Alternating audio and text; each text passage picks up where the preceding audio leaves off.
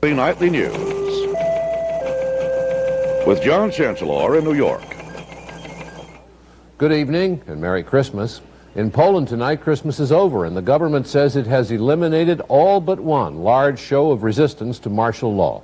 More than 1,000 miners are holding out underground in Silesian coal mines.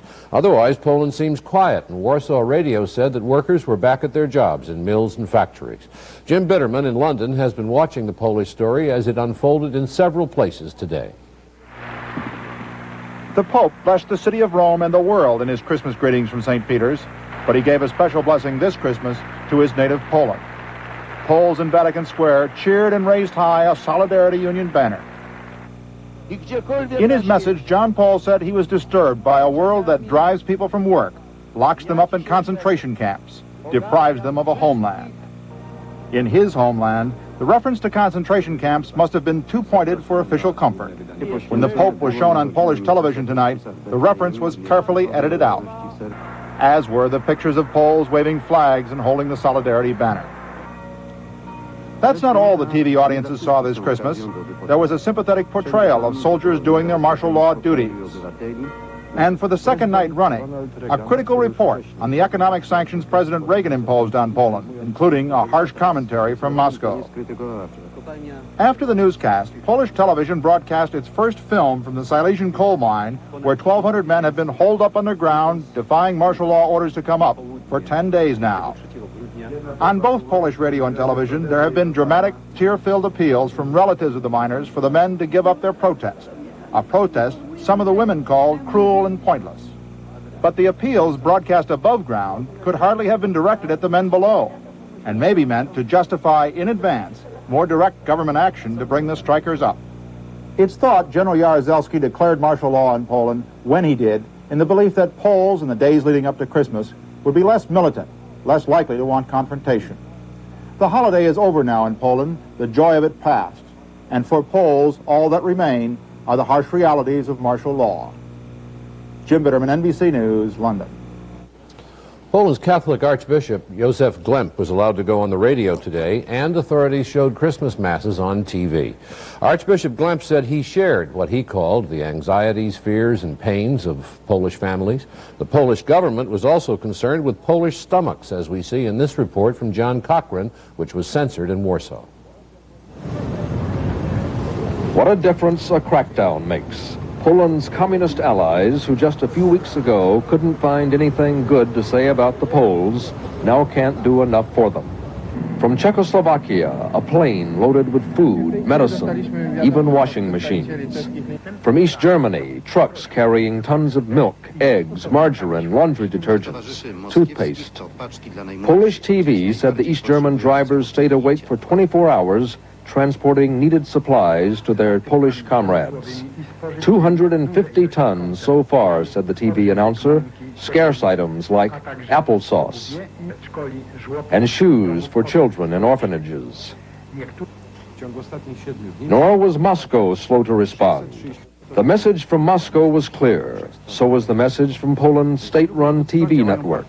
The communist bloc stands by its loyal comrades in need, and Poland is once again a member in good standing within the communist bloc. John Cochran, NBC News, with a censored report from Warsaw. 6 Polish sailors jumped off their ship Christmas Eve in Kodiak Harbor, Alaska, and have asked for asylum in the United States. The men were flown to Anchorage in time for midnight mass and Christmas with Polish-American families. Their entry into American jurisdiction was sudden. The sailors jumped into a tugboat which was taking sick crewmen off their fishing ship. They came with only the clothes on their backs. The Immigration Service said it expects to start processing them Monday, but it's up to the State Department to grant them asylum.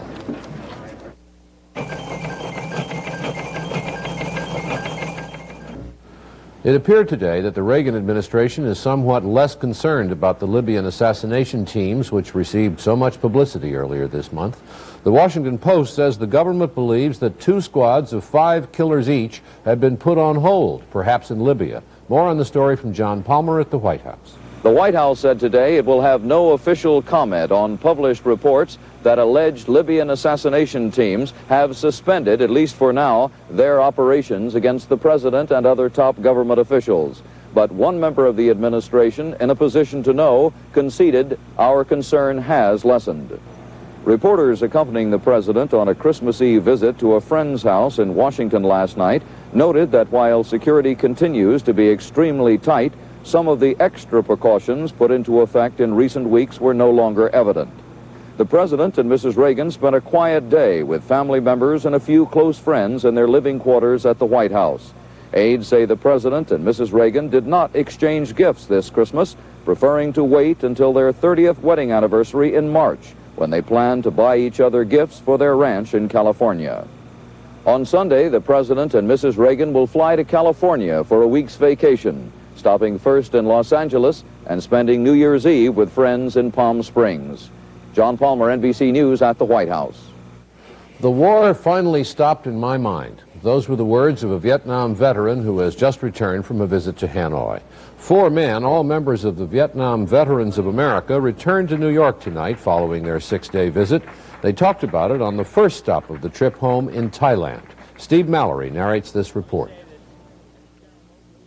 That are listed as missing in action. The 4 Vietnam veterans said they were warmly received by the Vietnamese people. That Vietnam's foreign minister encouraged other Americans to investigate the fate of more than 2,500 servicemen listed as missing in action in Laos, Cambodia, and Vietnam. He pledged to continue to work with us in a cooperative effort to help resolve the question of the American servicemen that are still listed as missing in action.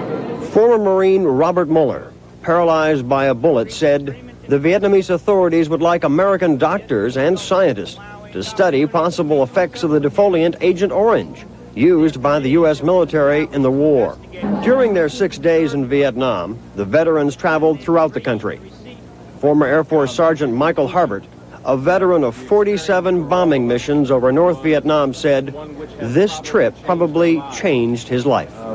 The Vietnam War caused a great deal of pain in the United States, and we as veterans felt that pain. This opportunity to return to the country in which we used to fight, and to do so in a spirit of friendship and peace, which is certainly in keeping with the Christmas season, I think gave us all the opportunity to understand that the war is in fact over. One veteran said he looked forward to going back. This was only a beginning, he said, a way for the United States and Vietnam ultimately to become friends. Steve Mallory, NBC News.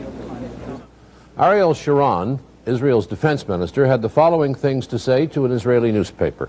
He said the United States showed nothing but impotence in dealing with the crisis in Poland. He said, in their efforts to contain Soviet expansionism, Americans are acting like blind men in a chimney. He said the United States has resolved to try to return Israel to its 1967 borders. Sharon says that's why Israel annexed the Golan Heights. And he added, maybe we will have to think of other such blocking action.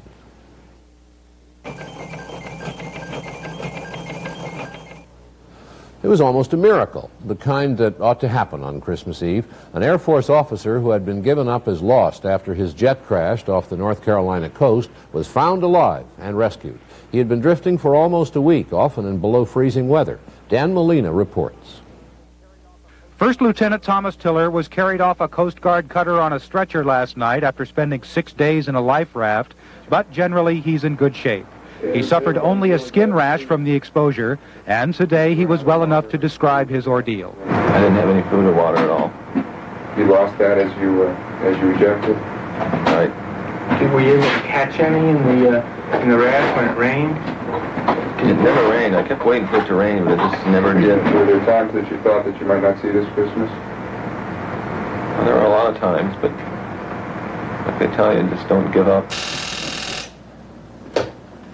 Hello? At their home in Houston, Tiller's parents have been answering phone calls for days. Calls of hope and support before Tom was found. Then finally, late yesterday, the call from the Air Force they prayed would come. The voice at the other end says, your son is alive. My feelings were a feeling of joy. I just wanted to tell everybody, and it didn't affect my wife quite the same way. I just completely broke down. I just couldn't talk on the phone for a couple of hours. I was just overwhelmed.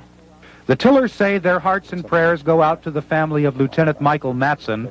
Matson was the pilot of the plane and has not been found.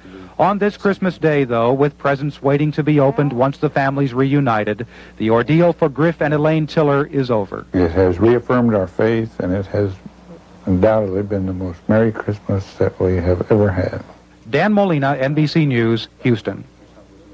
An oil tanker on the St. Lawrence River burst into flames this morning. 4 people were killed, another 4 are missing, and the fire was still burning out of control at sunset. Don McPherson of the Canadian Broadcasting Corporation reports.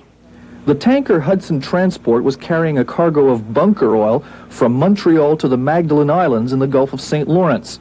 The fire broke out at about 3 o'clock this morning in the cabin area towards the stern. The crew had time to seal off the cargo of oil from the flames.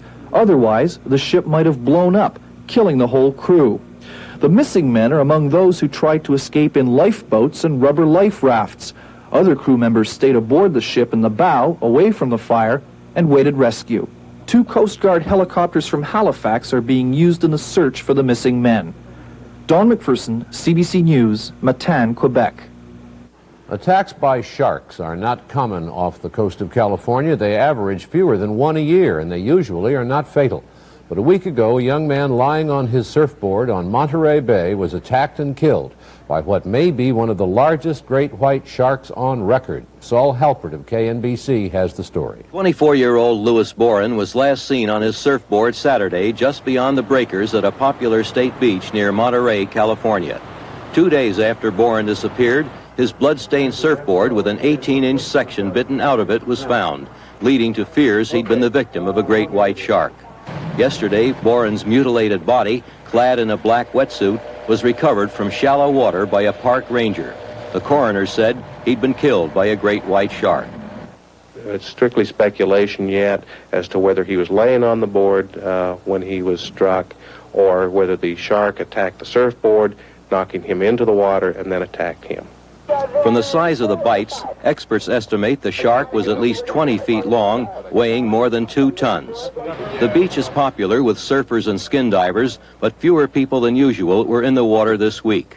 The Coast Guard could not say whether it was because of the Christmas holiday or a shark scare off the Monterey coast. But some people aren't worried at all about sharks. Put it statistically, I think there's more risk driving to the dive site than there is worrying about the white sharks. Saul Halpert for NBC News.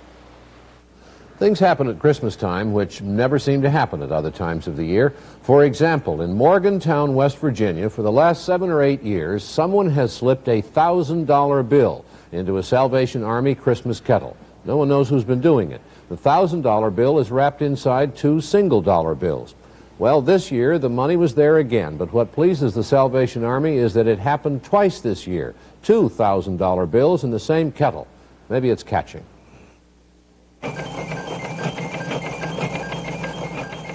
The Travel Industry Association of America met recently in Washington, looking back on a poor 1981 and hoping for a better 1982.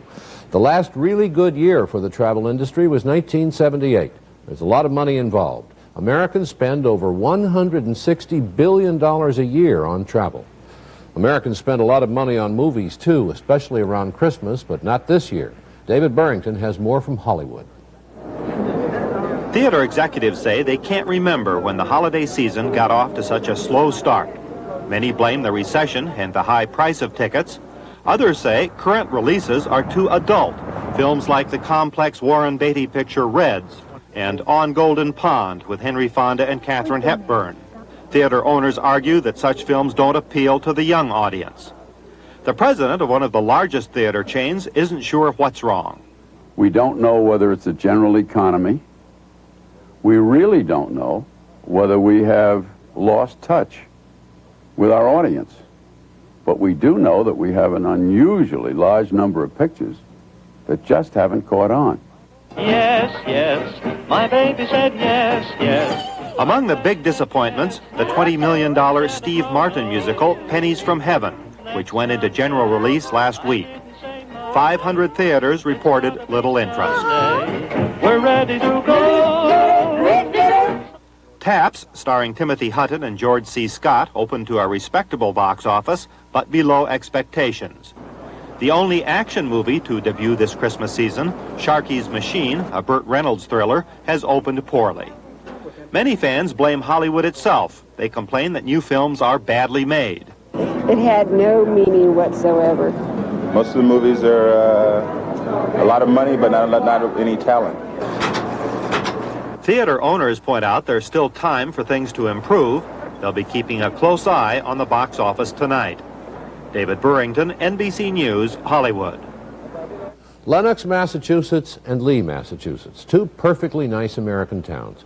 But this holiday season, the people of Lenox and the people of Lee are thinking of more than just the joys of a New England Christmas.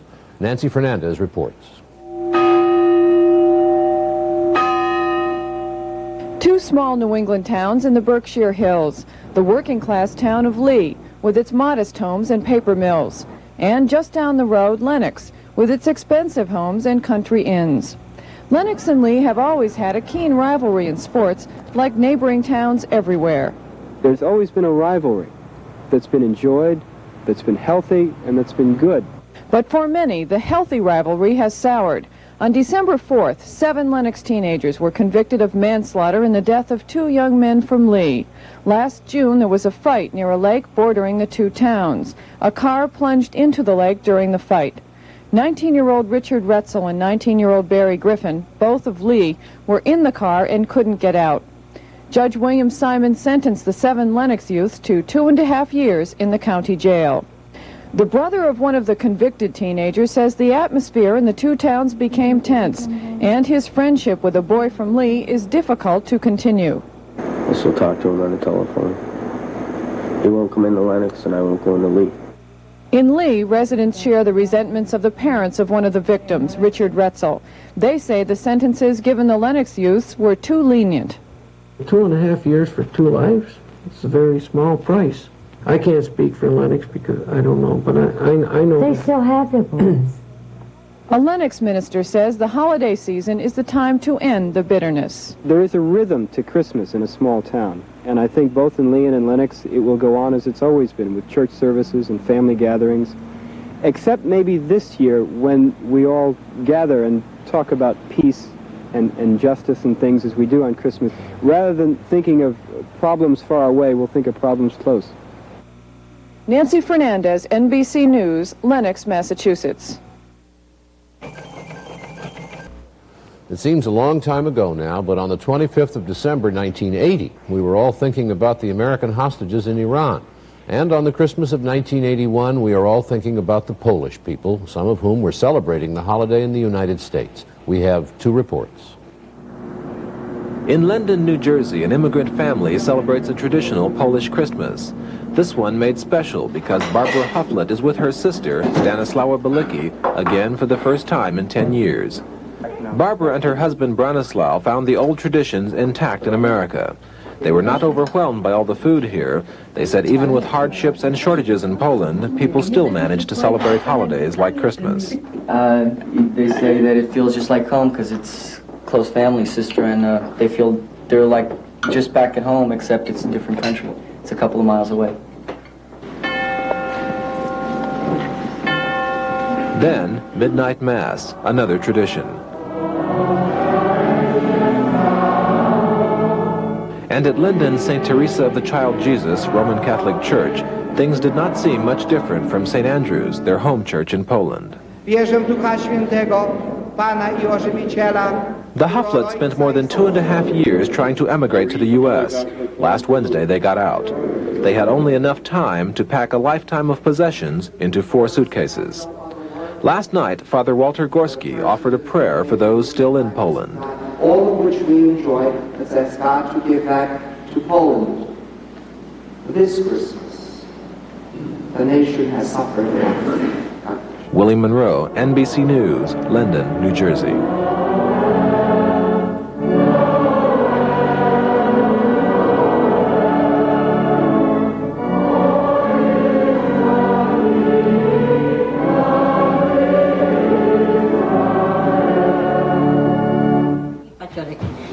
It was already Christmas Day in Poland when 77-year-old Kazimiera Kaluza led her family in prayer before the start of their traditional Christmas dinner. A family that had not broken bread together in 16 years. The reunion was particularly special for Andrew Kaluza, his wife Nadia, and their 3 children, because they didn't get out of Poland until 3 days after martial law was declared. For Brother Thomas, their arrival in the United States ended an 8-year struggle to get the family out. The meal had the traditional Polish dishes of soup, fish, and pierogi. Andrew Kaluza, who was a farmer, says Christmas in Poland would not have been this happy. It will be peaceful time here, as opposed to the uncertainty that was facing us in Poland. There were plenty of presents under the tree. Nadia Kaluza got a gift that needed no translation. For Mark and Ursula Kaluza, their first presents in America, wallets. Margaret got one too. The joy Thomas Kaluza says he feels this Christmas is tempered by the sadness he has for the people in Poland.